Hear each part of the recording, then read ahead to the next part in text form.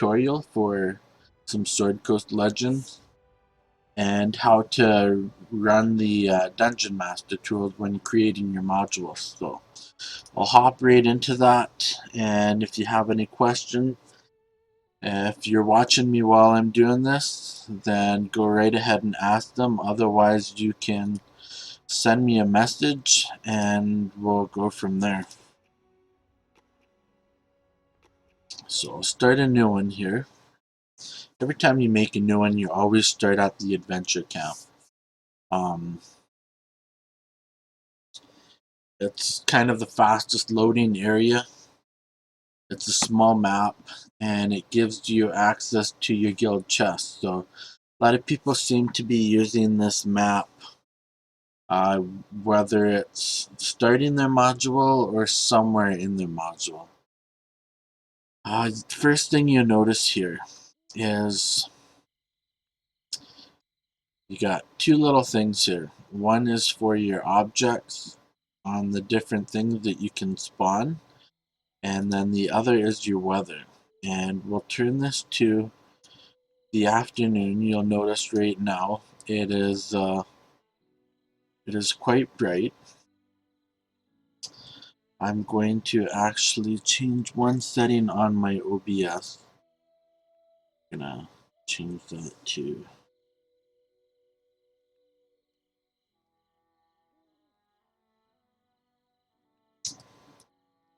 so I'm gonna change that to noon, and then you can go through your different settings to see what kind of lighting and everything it gives. You can really set the atmosphere and the mood for what you're trying to create. And so you got your lightning, storm, snowing, and you have raining. So different areas are gonna look differently with the lighting and such, as well as your shadows depending on what time it is. When you go into the Underdark, you don't get the shadow movement. You'll just get different lighting here and there, as well as raining and that kind of stuff. I'm gonna leave it as clear sky, and we'll just have it like that. So one thing you'll notice is with the objects, these are pretty straightforward. You can spawn anything you want, anything that it gives.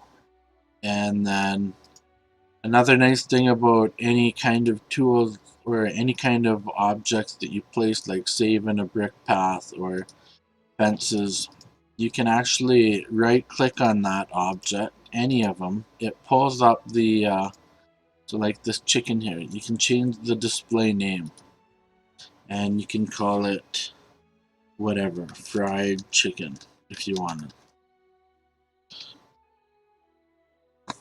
You also can change the action text. So what action text is when they click, when the player goes in there and they click on the item, it will pop up what, like a description, or if you have somebody like a NPC, they click on it, it will say something. So this would be like, smells so good. Okay. So then when the player comes in and they click on it, the action text for it will say smells so good above it. Same with all the fish and whatever you want. Anything you can do. With this too, when you are designing your thing, I did not know this. It took me a little bit to figure it out, but you use the left and right arrow keys, and when you select something, you can spin it around, left or right. Um, the other direction thing would be ASWD. So those move your thing around if you don't have the bump on. So it's just a way to move your stuff around to make it better suited for what you're trying to create. So that is that part of it. Now we'll go into we'll do some more creation tools. Like we'll make a character here, and you would click on characters, new character, This gives you the player character creation screen, so you can change your class, you can change all that stuff, just like when you're making a new character. Change the sub race, all those things. Or you can make them into an NPC. Male, female, it just gives you different clothes pretty much. So, and then you can also go into the monster part, and this gives you all of your other NPCs that you can use to create your story how you see fit. So like, let's just say we're gonna use the troll here. With this, you can some animals or creatures, you can go into their customization and you can change different looks for them. You can make however you see fit. So we'll just put him kind of like that, and then for his hair, you're gonna just do whatever, right? So this just to test it out. Make him orange or whatever. Put them blue and orange. Perfect. And so then you go on to equipment. You can choose what kind of weapon. Whereas if you went into like a say even let's see, let's just say a gilded eye guy right here. You can change the equipment that they are using. So their weapon, you can put whatever weapon you want on. And then if you go into their armor, you can add on different capes. You can add on different helmets. You can change their armor. You can change all that stuff however you see fit. And then you can go into the equipment colors and you can change the colors. So like you'll see, I made all of his metal pieces gold, and with the brush it gives it more of a matte look, but with the polish it'll shine more when the sun hits it. You'll see right there, just a little bit more glossy. And then it's pretty straightforward in terms of what the colors do.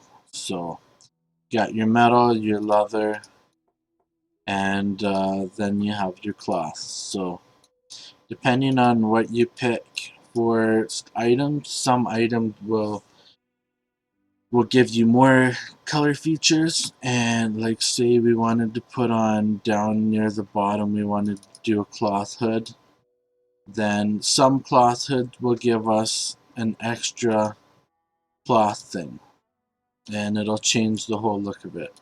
So right there you have your colors and stuff. Stat wise, you can change your stats up this way. You can decrease and increase other ones as well, this level offset. So if you were making a dungeon, you wanted to make it super easy, you could go and you could put it down so that if say you have a level 1 and a level 5 character, um, whenever you have different levels in a module for players, it will average it out, so it would be like 2.5, 3. And then this would make it so -5. So if you had a level 10 character, these mobs would be level 5.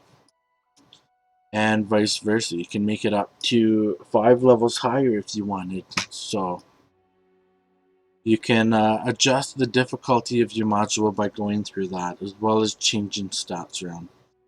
Now you can also go in and you can change and add in different spells from a whole bunch of different. As you can see, you can change a whole bunch of different, or you can add in a bunch of different abilities. So you can really customize how you want your module to be played. Like, say I wanted to make this guy here, we'll just say that we wanted to give him a lot of AoE damage, then or knockback damage. There's a lot of abilities that'll be like this one where knocks back it knocks back the the players in that case. So you'll go through there, you can check them all out. Lots of different ways to build your characters. And then you would go into your summary and you can call him whatever you want. So we'll just call him the Grand Master Joe. And it will be down here. You can have a title, so Baker. You can't change the portrait unless if you make a player character. Like if you went into the adventure and you created him there. But that that doesn't really matter because with NPCs you'll never see this portrait. And you can change it to friendly, hostile, or neutral, as well as change all their alignments, which have nothing to do with the game mechanics, as well as their deity. And then you could add in whatever you wanted for history. So that's Grandmaster Joe the Baker. We'll put that there. We'll put the Baker and complete. So now we have him right here. You can also do that with creature sets. So if you went into creature sets, you would click New. What this does, it gives you a list of all the NPCs, all the mobs in the game, and it allows you to customize it. So like let's say we wanted to go into the draw and we wanted to make let's say high elves. So people will be like, what? You can't make a drow into high elves. But say you wanted to fight, you wanted to create your own faction of them. You could go into here, and yes, they are all drow, but you can go change their appearance. You can put them to however you want. It gives you the option to do that. You can change their hairstyle. So now we'll just put it to blonde, blonder, and then we will pick. So now he looks like that. And then you would go into your equipment and say you want to give him quarterstaff and you want to change his armor. So then we would go in here and we would change his armor up. It gives you a lot of different customizations in terms of the kind of uh, monsters or the group of enemies that you want your guys to fight or just spawn. Because if you wanted to make a whole thing of high offs, say for example, you wanted this to be a faction of good guys and you wanted to use the elves, we'll just take the hat off so that we know it's an elf. You would go do all your normal stuff like picking abilities if you wanted, or you can leave them how they are. And then you could put in here, uh, we'll just call him that, Jertals. We'll just call him Git Ohio. And then you can change your factions so they would spawn friendly. The nice thing about this,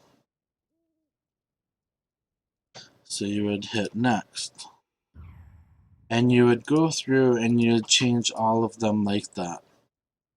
Now, what's cool about that, we'll close this.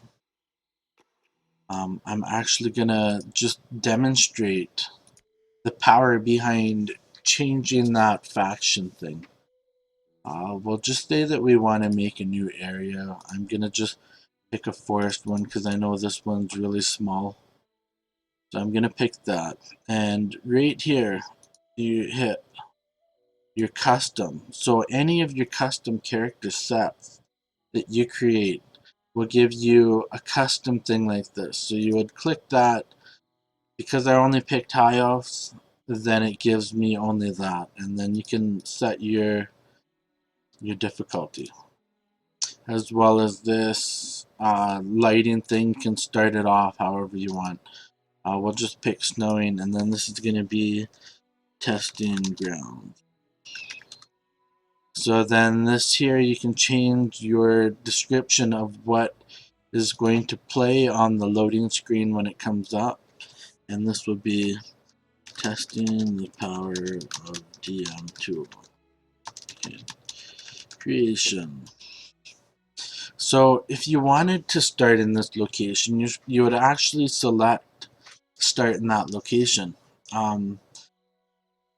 You you basically only want to have that on one area so that they will start in that spot.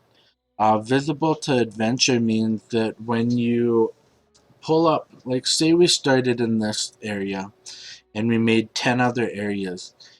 If you want your players to go to a map and open up the map and they have access to go to any of the areas, then you would select visible to adventures. But if you want your players to come into your map and they have to do certain things, you can RP that into your story by gaining knowledge from talking to somebody or finding a map or just some sort of thing like that. So that's the neat thing with this. You can change all that to. I'm gonna just pick it so that it's not visible and that we start at this location.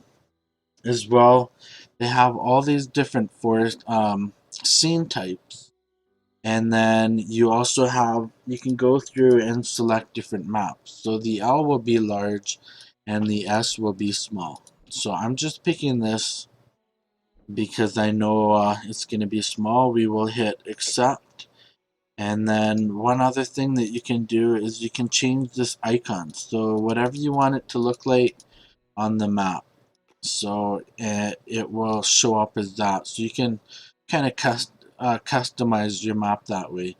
You can also move the location so that you can put it wherever you want if you wanted to give it that feel that you're in a forest and so forth like that. So another thing too is you can, when you create a dungeon and an area are two total different things. So the area is going to be outside and you're not going to be able to scroll out as a dungeon master.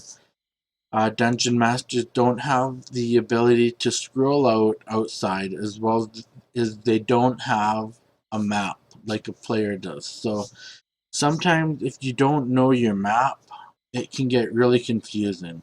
So right here we have, let's say we're going to move this, we'll just move this over here and we're going to visit it. This tells us that if we are going to make any changes to this module once it's set, it will reset the whole thing. So going in here, you see it has the title of the name, testing ground, and then the description, testing the power of DM tools and creation. So we're going to be just jumping in here, and this is going to give us a snowy area as well, because the we picked easy. It already starts it off with easy. So when you go in, if you wanted to make a really easy experience for your players, then you would pick easy. But if you wanted to make it more challenging, you can set it to normal or hard, and it'll start everything, every encounter that they come into, with normal or hard. And then you can also change that by clicking on, so what I did was I right clicked on the red die, and then you would change that to what kind of encounter that you want. The defaults are pretty good, like they're set up pretty good. Right here we have get, so we're going to, if we change the normal ability, it changes the type of mob. So when I did the creature set, easy will start at the top and hard will be at the bottom. So when you pick hard, it's gonna spawn more of your bottom guys. and you'll see it spawns more guys too. So we'll pick that. Take Grandmaster Joe, we'll put him in there. So here we have Grandmaster Joe the Baker. And now I could go and I could spawn Git. You'll notice as soon as Git spawns, he is blue. You'll notice that Grandmaster Joe is purple. So this is friendly, this is neutral, and then this would be your hostile, which is red. So you'll see it's kind of neat. You can have, if you wanted people to come into your adventure and you had two factions at war, you could actually go through and do what I just did here, which was create one good guy and created one evil guy.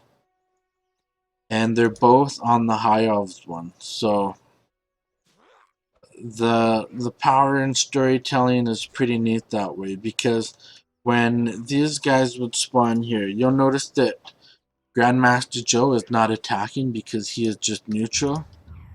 And with that being said, you have Get, Draw Wizard, and then you have two more Gets, or one more Get. So you can go in here and you could put it like this so that when the people come in,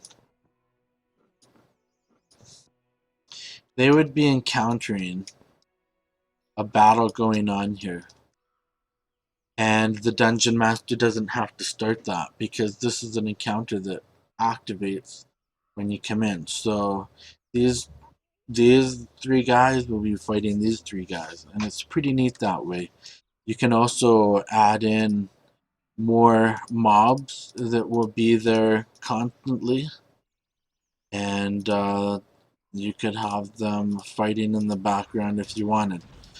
You'll see that when you put these spawned characters down, the placed ones, they will start attacking instantly. So you have to be wary about how you place your NPCs, because there's no way to lock them at the moment. Now, another really cool tool with this is this gizmos. I never knew what it did before, but when you click on this, some maps will get this little blue dice when you have the prefab. And what this does, it gives you the ability as a DM in creation to change how this map looks. So you see I have 10 different options with this map in particular. So you can really customize certain areas to your liking by going through this. Now, there's also the randomize, which when you click on this, it will randomize everything, and that's more for when you're in the dungeon. I found that when you're creating areas, the randomizing, it doesn't change a whole lot of stuff, because it doesn't change the layout. All these areas are still going to be the same. The only thing it did was it changed this. So when you're in a dungeon, if you don't like the layout of the dungeon, then you can randomize it and it'll change out the whole layout of it. I should actually just show you that real quick. I'll create a dungeon, and we'll just pick the sewers, and then small, simple. Okay, so we'll go visit, hit accept. Now, upon coming into the sewers, I don't know what the layout's going to be, because dungeons, they when you go into them, they randomize themselves. So you'll have different pathways and stuff, but if you don't like that layout that you come into, you can always change it up, and you can keep going through and changing that up. So you'll see right here, as the dungeon master, you can scroll right out and it gives you access to the whole map. Now there's a lot of tools that you can use in here. Say for example, just like this, you can change that whole look of this. But say you didn't want people to have to go through that. You can right click this, change the type of door you're gonna have there. So you see that, you change the door. This here, you can put it on a secret door. Now with the secret door, you can do a spot DC. Can make that always all the way up to impossible. Can also put a lock on the doors, which we could make it impossible to open. And if they did, then you have different traps that would activate. And same with that, you can make it impossible to spot, and it would be easy to unlock. So you can customize your dungeon that way by doing things like this. And then even with this stuff here, you just have some minor detail changes. It's nothing too big, but you can really just get a feel for what you want to do differently to make it different than the last dungeon that they encountered.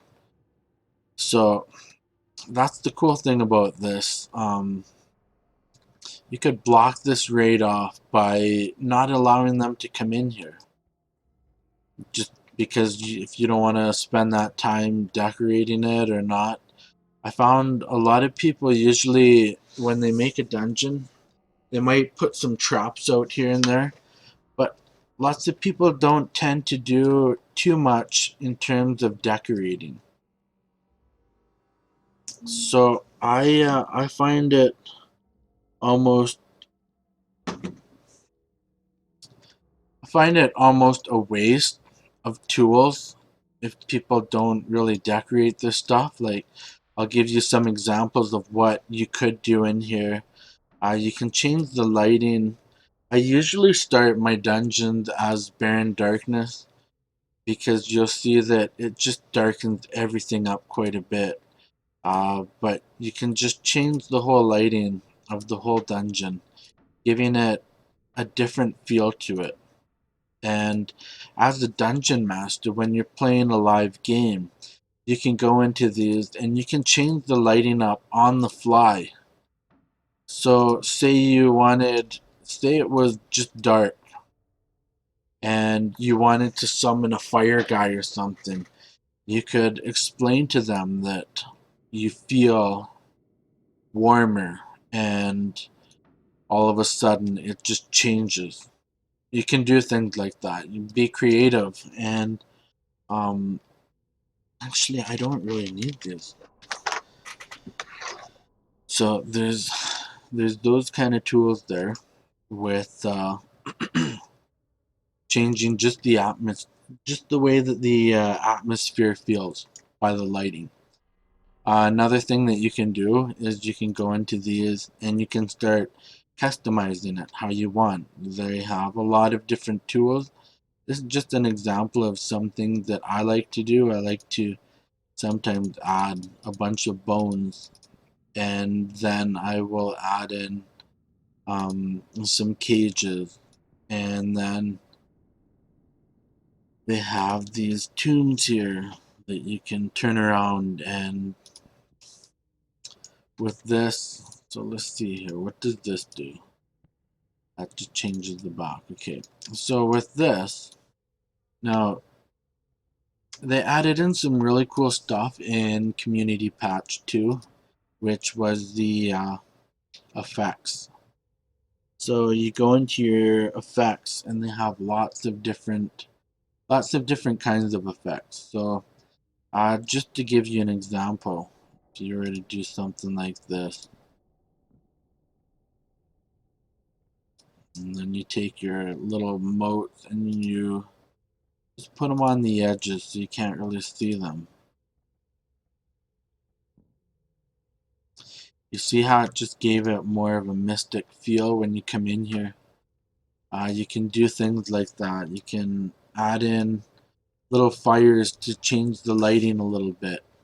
And then when you would put it onto your burning or your barren darkness, it just stands out. So people come in here and they see this purple tomb like that, and they're like, "Oh wow, I wonder what's going on here." And then you just go ahead and you summon somebody in here, and they start fighting. There's just a lot of different creative tools that you could do. You could even put somebody in one of these cages and make them neutral, and then you can make them a vendor if you wanted. You can put all different kinds of vendors on them. So now we have Drow Blades Master that is that. We're going to right click on him. You can change his text so that he'll say something when they click on him.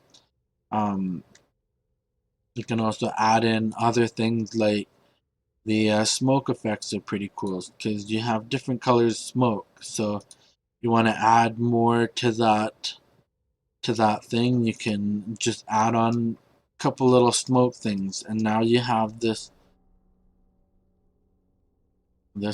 more mystic looking thing. And then this is pretty neat too. You have lights, so you can stack a lot of these items. So say you didn't want it to look like this, you wanted to give it more of a, you wanted to keep that atmosphere here. So you can go into the fire and you can add a roaring purple fire over top, and now you have two animations crossing each other. I found a couple cool things like just by stacking items you can do some pretty cool things, like with the lighting here. They have, where is it? So let's take this green floating lantern, and then if you take this tall lamp, you see how the shadows change? So just by stacking it, when you come in here, when the player comes in here, they're going to see that shadow going in and out. And you can do that by stacking certain objects that are moving. Excuse me. So with traps too, when you're creating your dungeon, you can start putting around different traps. And when you put down a trap, you right click on it, you can change all your DC chance and everything. Yeah, it's pretty neat how you can just change the lighting with a few things like that. Just changing the whole, like the barren darkness. If you want people to experience more of your lighting and stuff, you can just put it to barren darkness, and then it'll give you those shadows that you're looking for. So it's kind of neat that way. It's some experimenting that I did while I was testing stuff out. Um, and then say you wanted to randomize the whole thing, like this is edit dungeon going back into here. But if you wanted to randomize it because you don't like this whole dungeon setup, you just click the randomization and it'll change everything, like your layout, until you find something that you don't need to change too much. It's kind of a workaround until the tile by tile creation comes. So you'll see that it just changed the whole path, and it gave us a pretty cool room here. There's so many things that you can do with the just with your mind by putting objects together. Like I loved using this tree here because you can just stack this here, and then they have the circle of bones you could put around, and they have different skeletons that you can add to make it look more like a torture site, and then they have blood you can put out. and it gives that feel that this is where a ritual is taking place. They have different kinds of blood smears and stuff and splatters and um, really really neat stuff to give them that as well. I like to add in effects because coming in here you wouldn't see all that stuff, but like this is too much in my view, but it depends on how your story is. I haven't played around with a whole lot of this, but like you can do other things like just stacking,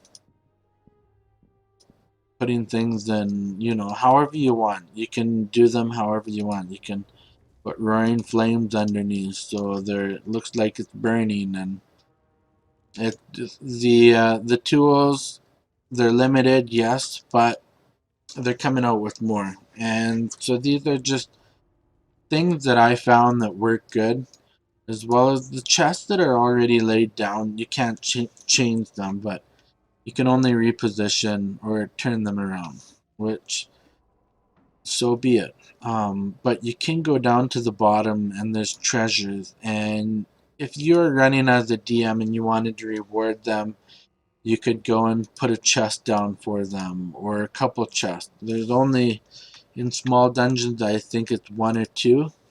In large dungeons I think you can put down like five. Um, but yeah, as far as objects, you kind of get the idea of that. Even with going with rocks, the bottom rocks, they have snow covered rocks, so they're white, and then you have your swamp rocks, so you can add in stuff like that. One thing I thought was really, really cool was going into just these effects. You can get things like shields that are going around.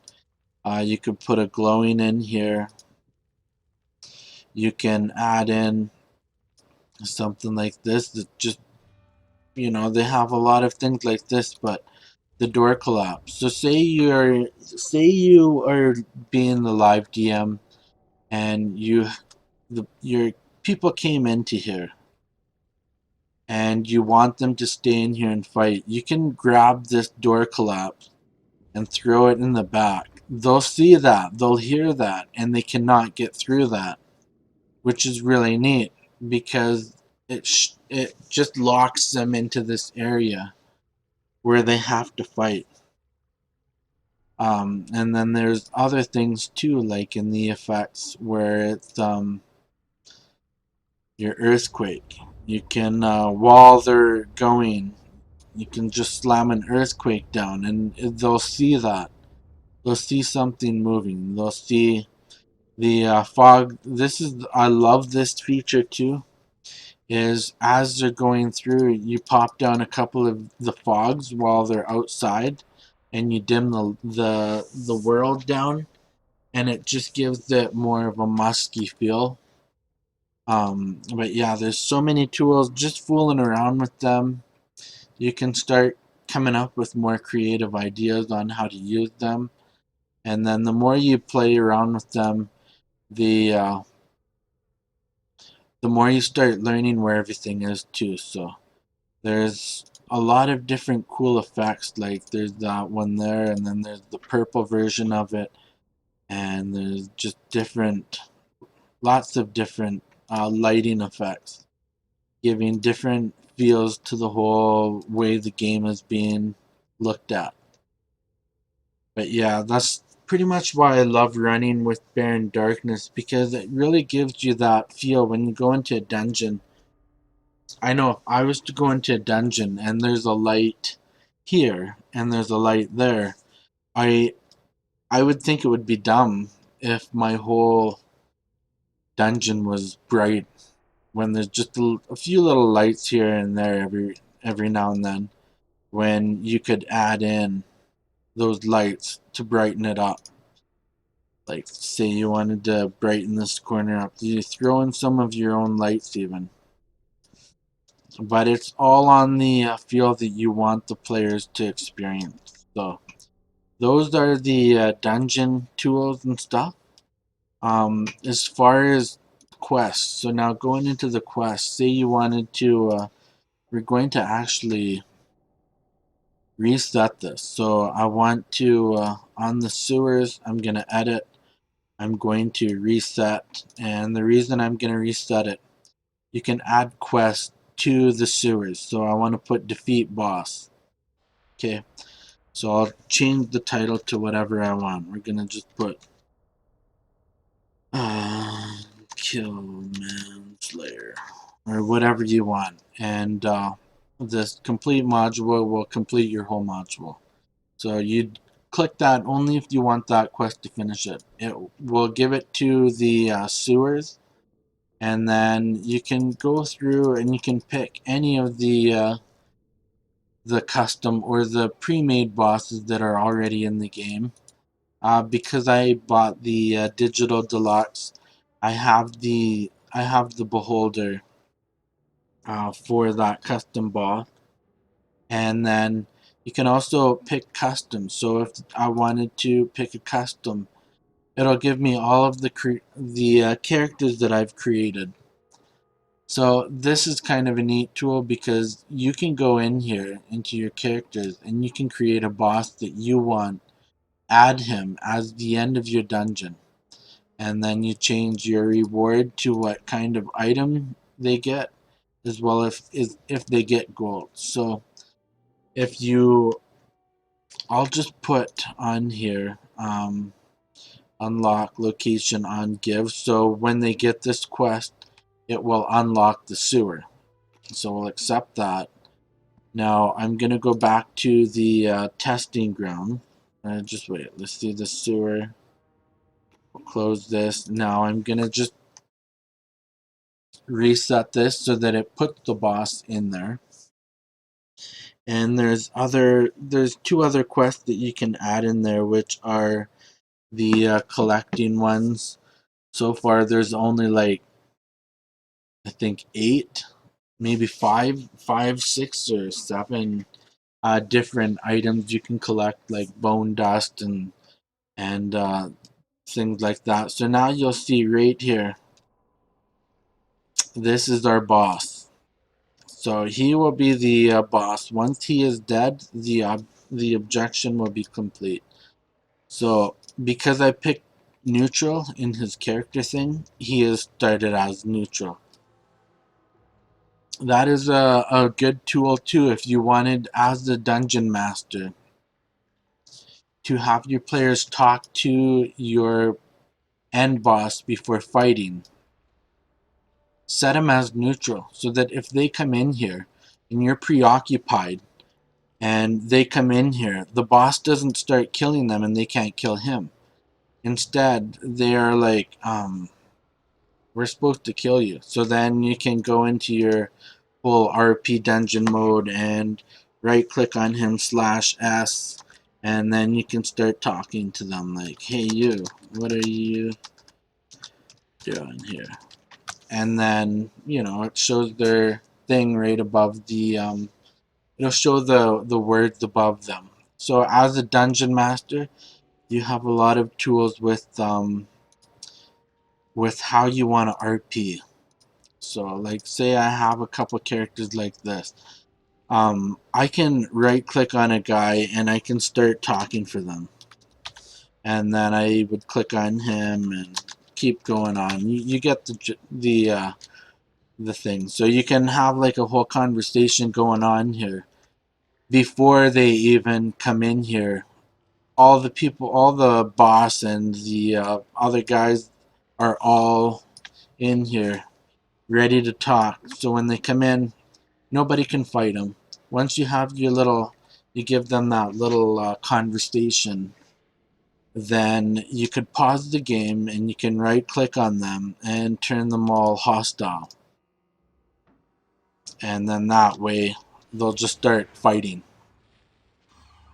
So things like that. And while these are going on too, you could start going and grabbing different effects. Like if you wanted to just throw some blood around while they're fighting. Say over here these two are fighting, and you wanted to just throw some blood down there while they're fighting to give that extra gore or whatever you wanted to do. You can also go in here and click on effects, and you want your boss to feel more powerful. Just slap on a crater thing so that the people feel that. Just when he's gonna attack, you slap that down, and then they feel that effect. It just gives the players that more immersive feel that they're not just fighting a normal NPC. They're fighting somebody that's actually doing something. Or one thing that I've done is if I have on my hotbar, say I pick up some demon cards, I would go into the fire, and before I spawn the demon, I would just throw this down, and then I would grab my demon card and place it down, and it looks like they're coming out. They're being spawned. Just things like that are really, really neat to do. Um, and then you can add, if you see some of my modules, I've been taking a different route from your standard um, tabletop RPGers. I've been kind of going with a story, but lots of action, and I'm gonna probably simmer down a little bit on that because just playing with it a bit, I've noticed that the more mobs you spawn, the longer it takes to load. So I've actually went and I've spawned like some maps, they have like 40, 50 zombies that are just coming at you constantly, and then I've went and I've spawned the other mobs, and as you can see, as I'm spawning them, because of the witch bolt, that's what's killing it. That's the lag right there, is the witch bolt. But you can see, you can start adding in, just by having two different kind of factions in your character, your creature set, you can have like full out war going on, which is pretty cool. It's pretty cool. So that's going over the dungeon stuff pretty much. The quest now. There's three different kinds of quests for dungeon. The collecting ones are your standard pick up this, pick up that, and then this is a random generated one, so you can't actually change where the locations are. So if you do assign one of these collection quests, you have to be careful that when you are building your dungeon, like say I wanted to block this room off, I don't want them to go in there, and I do the secret door and I lock it, and I make it impossible. I make it impossible to spot. Well, it could be possible that one or two of those things might spawn in here, so you have to be cautious when you are locking doors off if you want to make your dungeon smaller. So, and then even with the amount of guys that you create in a dungeon, you want to make sure that you test it out, because there's not a lot of people that have the 16 to 32 gigabytes and quad cores. There's still other people that are running 2 gigs for RAM and dual core and all that stuff. So uh, the more stuff you add to it, the more it's going to take a beating on their PC. So I'll go back to the testing grounds here, and we'll go to visit. Now there's as far as your imagination can go with the object tools and placements and stuff like that, that's where your mind's going to take you, and what you allow it to create is going to be totally up to you. But I've I've been fooling around, and you can go into structures and you can start making little villages here and there, and little blacksmithy shops and stuff. But as I was saying before, stacking items can have a big effect on how things will perceive. to the people playing. So just changing this to a nighttime setting, you'll see that it's glowing there. I'm going to change this to an overcast, and we'll make this a little bit darker. So you'll see that it's got some cool lighting, but just by adding in that extra little fire here, you don't want too much. That's actually going to be too much. You'll see that it just makes it look like it's on fire, but I have added a whole bunch of fire around, and excuse me, it's given that feeling like the whole city was on fire. And so if you go and you add in just the medium one or the small one, and you go onto your smoke and you add a large smoke right over top of it, and then you take your building and you place it over top. Now you have what looks to be a working forge. You got your smoke, you got your fire going on, and just like that, you can make things a little bit more immersive. Um, I was thinking of something earlier. I can't remember what I was thinking. Something about anyways, I forget. So we'll move on to that. But you can, when you right click on something, say you want people to see what kind of a smithy is, you can put it on discoverable, make discoverable, and then you can put it on always. So as soon as they walk up, it's going to pop up white. You're going to have it's going to be a dirty, smelly smithy. And you can, the names are whatever you want to name it, but now it's that. And when they actually click on it, so when you put the action text on, you can put it really dirty, whatever you want. It's whatever you're thinking, but you can do the action text on that stuff, as well as you could put a trap on things. So even with like a door or a treasure chest or anything, you can put traps on anything. You can add a quest, and there's your quest to get that location. Now with the quest, I gave this chest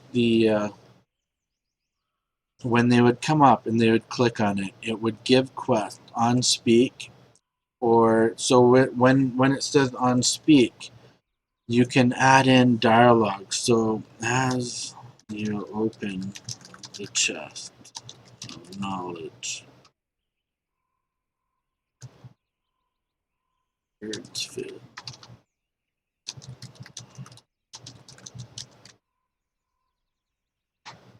Much secretive. You can just get creative with this, and you can, you get the gist. You just can keep going with that. So when somebody would come up to the chest, because I put on speed, it will give them this dialogue, and so then I can write whatever I want. And then with this, I would click on unlock locations, and now we are unlocking the sewers, because that's where that quest is going to be. Now we have that one quest, so that they come in, they get the quest, they go to the sewers. It's now unlocked, because when I did the location here, you would take off visible to adventures.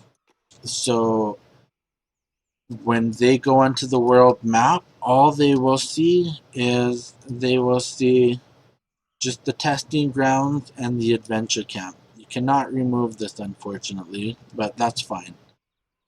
So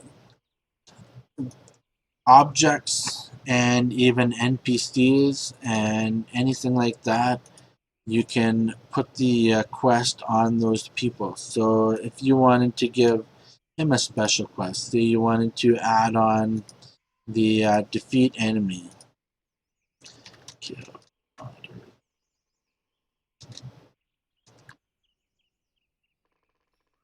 So then you would add it to let's see. So this would be, you would add it to whatever kind of enemy you want it to kill. And then you would put this into the specific one you want, or just any. So say you have in that sewer one, it's just full of spiders. We'll say it's full of spiders, and you want them to go in and you want them to kill assassins, and we want to make them into, the trickster. So now you can pick how many of them you want to kill, if it's just one or if it's 10. So now you have spiders in that dungeon, and then you'll have 10 gilded eye tricksters. It says none because this location, the sewers, when I visited it, all these are locked in. I only enabled this one, so if I wanted to reset it, and then I can add in here, now that I picked a collection one, we can add in, and it will be this one here, the metal scraps, and we can do get me or, and then you can change that. You can do whichever you want. So we'll do coal ore, and we'll get 8 done. And then you would go into the location again, and because I reset it, you can now put on the quest kill daughter's murderers. So these two, they spawn randomly, whereas the other will always spawn in the boss room. And you'll see here it's not visible, so they will not see that. And yeah, so that's the power of just changing a few settings like that. Um, and then as well, you have your Baron and the Underdark. So if you want to set it up where all of your dungeons are in here, it really breaks it up for the people too, because if you are not going in, so I'll explain it a little bit better. Because we picked on here, we gave it the quest, and we unlocked the location, the sewers.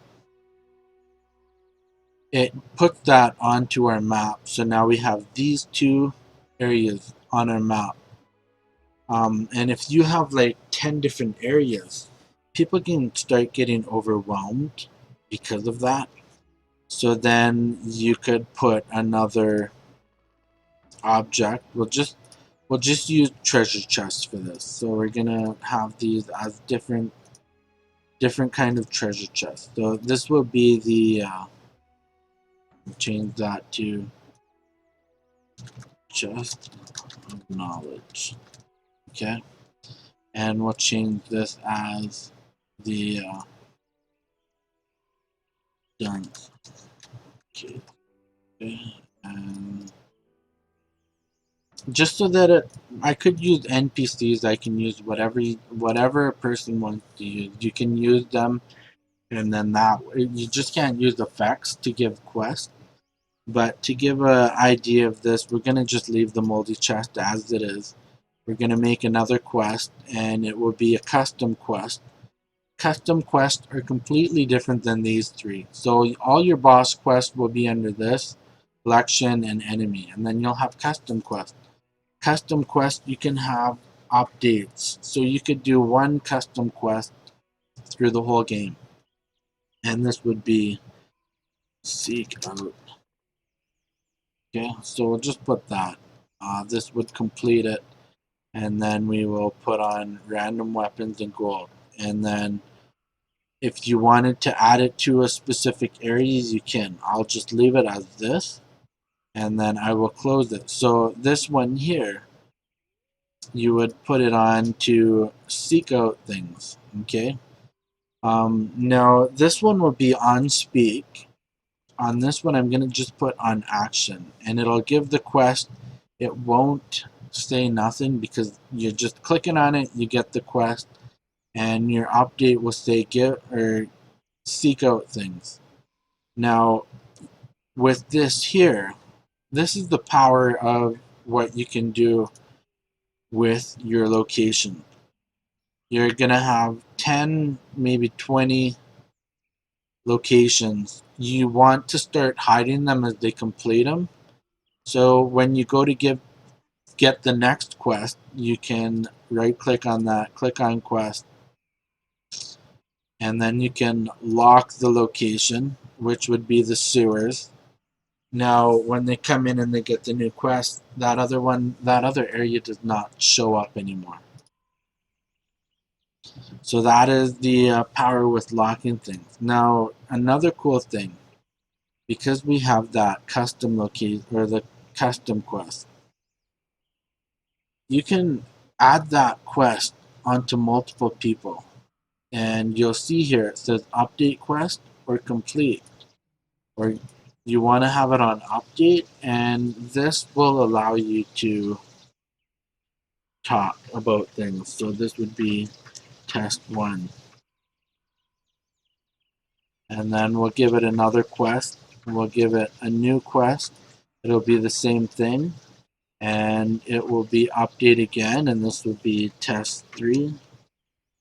And you can keep adding them.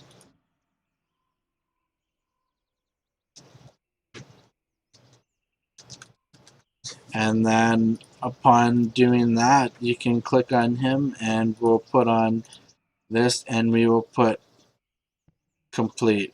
And then the dialogue will be well done. Incomplete dialogue will put, why are you talking to me?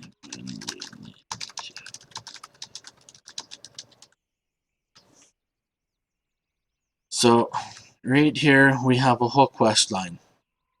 And this updating will give us more dialogue. So there is a workaround with the branching dialogue not being introduced into the game, because right now at the moment when we have a quest like this, the you only have so much space. I'm gonna just show you how much characters you can do. I'm just spamming random words or random letters so that it shows you how much area you actually have to type.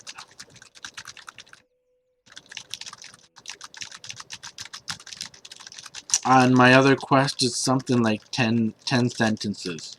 10 words, 10 sentences, or so like 10 sentences with, and that's it. That's as many characters as you can have in your dialogue. So by updating the quest, you can keep talking to the guy and adding in, adding in, adding in, adding in, and it'll just keep talking to him and updating it. And so you can get your branching dialogue that way, but I'll show you it can be rather annoying doing that. We'll actually add in here. I'm gonna add in. So we have a couple quests here. So I will save this and exit, and then we'll try it out real quick. I'm gonna just put it on here as save.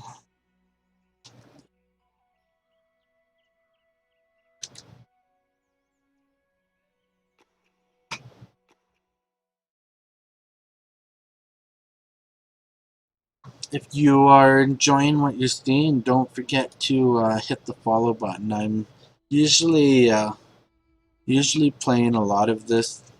I took a break for a little bit, but I'm back at it. So now we're going to go into a new game, and we're going to just go into my modules and the testing of DM. We'll load this up, and we'll start the game, and we'll test it out. We'll see how it is.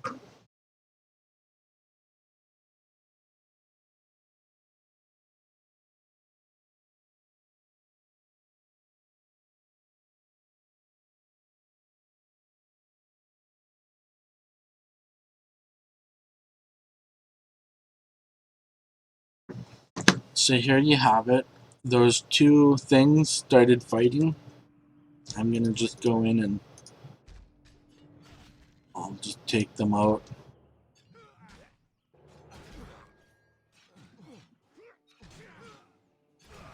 Now, another thing that you could do too, I'll get into that after.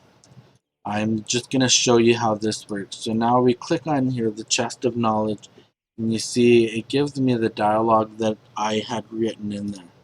So now we now have access. It says we have to kill Grandmaster Joe. And then when we click on this,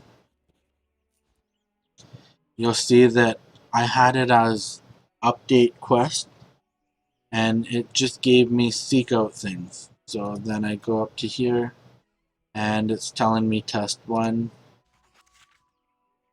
And this is how you can do your branching dialogue, by doing an update quest.